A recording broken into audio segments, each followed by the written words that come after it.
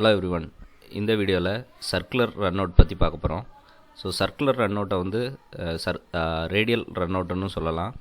So இதோட simple வந்து இப்படி தான் இருக்கும். ஸோ இதுதான் சர்க்குலர் ரன்அவுட்டோட GD&T கேரக்டரிஸ்டிக் சிம்பிள். ரன்அவுட்டுன்றது வந்து நம்ம கேள்விப்பட்ட ஒரு வேர்டு வாப்ளிங்னு கேள்விப்பட்டிருப்போம். ஸோ அந்த வாப்ளிங்ன்றது தான் வந்து ரன்அவுட். அதை நம்ம டெக்னிக்கலாக எப்படி நம்ம ட்ராயிங்கில் கால் அவுட் பண்ணியிருக்கதை எப்படி மெஷர் பண்ண போகிறோம், அதோட டாலரன்ஸ் எப்படி இருக்கும் அப்படின்றத பார்க்கலாம். இப்போ ஒரு டெக்னிக்கல் ட்ராயிங்கில் வந்து இந்த ரன்அவுட் சிம்பிள் கேட்டிருக்குது அப்படின்னா அது வந்து வித் ரெஸ்பெக்ட் டு டேட்டம்காக தான் நம்ம அதை மெஷர் பண்ண முடியும். அண்ட் இதில் வந்து maximum metal condition, least metal condition வந்து அப்ளை ஆகாது. சர்க்குலர் ரன்அவுட்டோட கான்செப்ட் வந்து எப்படி ஒர்க் ஆகுதுன்றது இந்த பிக்சரில் நான் எக்ஸ்பிளைன் பண்ணுறேன். அதுக்கு முன்னாடி இதோட ஒரு எக்ஸாம்பிள் வந்து பார்த்துட்டு இதை ஃபைனலாக நான் இது எக்ஸ்பிளைன் பண்ணுறேன். இப்போ இந்த ட்ராயிங் பார்த்தீங்க அப்படின்னா, ஸோ இதில் வந்து டேட்டம்ன்றது வந்து இந்த 100 mm ஓடியில் கேட்டிருக்காங்க. அண்டு சர்க்குலர் ரன்அவுட் வந்து 20 மைக்ரான் இந்த டயமீட்டரில் கேட்டிருக்காங்க, 50 mm டயமீட்டரில் கேட்டிருக்காங்க.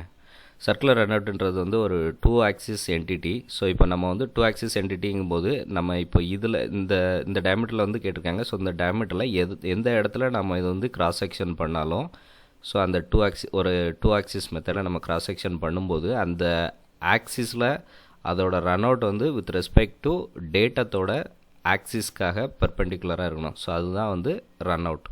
இன்னும் புரிகிற மாதிரி சொல்லணும் அப்படின்னா, ஸோ இந்த டேட்டமோட சென்டர் ஆக்சிஸ் வந்து எந்த டயமீட்டருக்கு நமக்கு ரன்அவுட் கேட்டிருக்காங்களோ அந்த டயமீட்டரோட ஆக்சிஸும் இந்த ஆக்சிஸும் வந்து ஸ்ட்ரெயிட் லைனில் இருக்கணும்.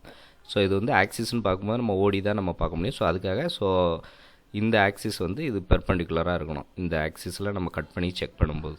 அண்ட் இதோட டேட்டம் வந்து fixed and rotated.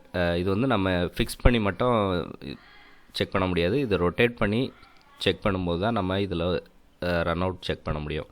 For example, நம்ம வந்து இப்போது இந்த டயமீட்டர் 100 mm டயமீட்டர் வந்து ஒரு லேத்தில் 3 ஜாஜக்கோ ஒரு ஜாலை வந்து நம்ம ஃபிக்ஸ் பண்ணிட்டோம் அப்படின்னா இது வந்து நமக்கு datum arrested. So datum fix பண்ணிட்டோம். ஸோ அந்த கண்டிஷனில் நம்ம இந்த டேட்டம் வந்து ரொட்டேட் பண்ணும்போது நமக்கு இந்த டயமீட்டரில் ஏதோ ஒரு பாயிண்டில் வந்து நம்ம டயல் இண்டிகேட்டர் வச்சு செக் பண்ணும்போது நமக்கு இந்த டயமீட்டர் வித் ரெஸ்பெக்ட் டு இந்த டேட்டமுக்கு நமக்கு அப் அண்ட் டவுன்ஸ் வந்து நமக்கு ரீட் ஆகும் அந்த டயல் இண்டிகேட்டரில்.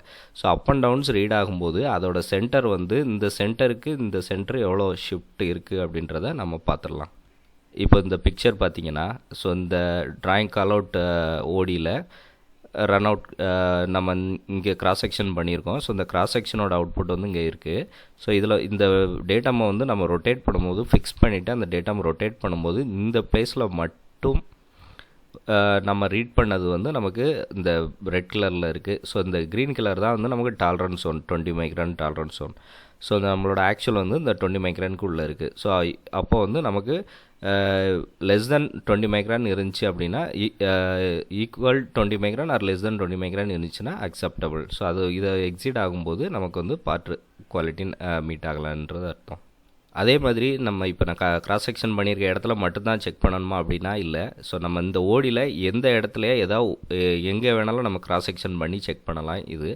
ஸோ இது வந்து நீங்கள் சர்க்குலாரிட்டி அப்படின்னு கேள்விப்பட்டிருப்பீங்க. சர்க்குலாரிட்டின்றது வந்து நம்ம எந்த டேட்டம் பேஸ் பண்ணியும் கிடையாது. ஒரு சர்க்கிளில் வந்து நம்ம ஏதோ ஒரு இடத்த கிராஸ் செக் பண்ணி அதோட சர்க்கிள் எவ்வளோ அக்யூரேட்டாக அந்த சர்க்கிள் இருக்குன்றதை மெஷர் பண்ணுவோம். ஸோ அதே கான்செப்ட் தான். பட் இதில் வந்து டேட்டமை வந்து நம்ம ஃபிக்ஸ் பண்ணிவிட்டு டேட்டமை ரொட்டேட் பண்ணி அந்த சர்க்கிளோட ப்ரொஃபைல் பார்க்குறோம். ஸோ அதுதான் வந்து சர்க்குலாரிட்டியிலேருந்து இந்த ரன் அவுட்ன்றது எப்படி வேறுபடுது அப்படின்றத நம்ம பார்க்கலாம்.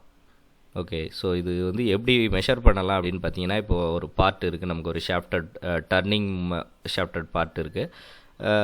அதை வந்து நம்ம போத் எண்டாக வந்து பிட்வீன் சென்டரில் வந்து நம்ம ஹோல்டு பண்ணிவிட்டு வித் ரெஸ்பெக்ட் எந்த இடத்துல நம்ம வந்து ரன் அவுட் செக் பண்ணணுமோ அந்த பார்ட்டை வந்து ரொட்டேட் பண்ணோம் அப்படின்னா டயல் வந்து நமக்கு அப் அண்ட் டவுன்ஸ் ரீடிங்ஸ் காட்டும். ஸோ அது மினிமம் டு மேக்ஸிமம் வேரியேஷன்ஸ் பார்த்தோம்னா அதுதான் நம்மளோட ரன் அவுட்.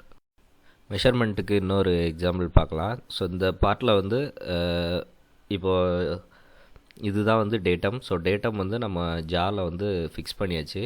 ஸோ இந்த ஜாவில் ஃபிக்ஸ் பண்ணியாச்சு. ஸோ ஜா வந்து நம்மளால் ரொட்டேட் பண்ண முடியும்.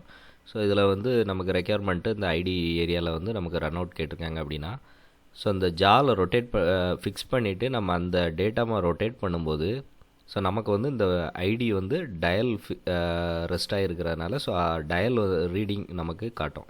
ஸோ இதில் அப் அண்ட் டவுன்ஸ் இருக்குது அப்படின்னா நமக்கு டயலில் ரீடிங்ஸ் காட்டும். ஸோ அந்த வேரியேஷன்ஸ் தான் வந்து நமக்கு ரன் அவுட்.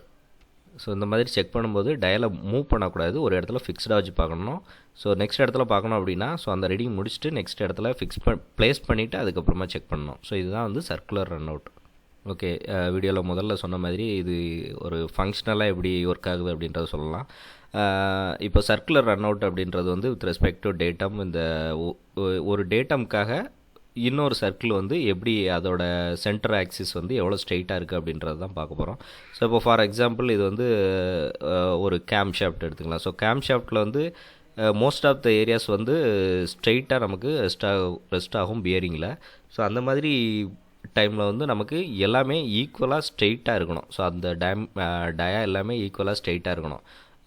ஒரு சென்டர் டு இன்னொரு சென்டர் வந்து ஒரு சின்ன அப் அண்ட் டவுன்ஸ் இருந்தாலும் அதோட ஃபங்க்ஷனலில் வந்து நிறையா ப்ராப்ளம்ஸ் க்ரியேட் பண்ணும். ஸோ அந்த மாதிரி ரெக்யர்மெண்ட் இருக்கிற ஏரியாவில் வந்து நமக்கு ஸ்ட்ரெயிட்னஸ் ட்ராயிங்கில் வந்து கால் பண்ணியிருப்பாங்க. ஸோ அதை கண்டிப்பாக மீட் பண்ணியே ஆகணும்.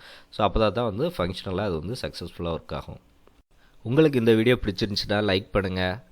இந்த வீடியோவில் நான் சொன்ன விஷயங்களில் உங்களுக்கு ஏதாவது டவுட் இருந்துச்சுன்னா கீழே கமெண்ட்டில் சொல்லுங்கள், நான் உங்களுக்கு உடனடியாக ரிப்ளை பண்ணுறேன். சேனலுக்கு இப்போ தான் நீங்கள் ஃபஸ்ட் டைம் பார்க்குறீங்க அப்படின்னா சப்ஸ்கிரைப் பண்ணுங்கள், பக்கத்துலேயே அந்த பெல் ஐக்கானே கிளிக் பண்ணுங்கள். உங்கள் ஃப்ரெண்ட்ஸ் யாருக்காவது இந்த வீடியோ வந்து யூஸ்ஃபுல்லாக இருக்குன்னு நினச்சிங்கன்னா உங்கள் ஃப்ரெண்ட்ஸுக்கு ஷேர் பண்ணுங்கள். தேங்க்ஸ் ஃபார் வாட்சிங் திஸ் வீடியோ.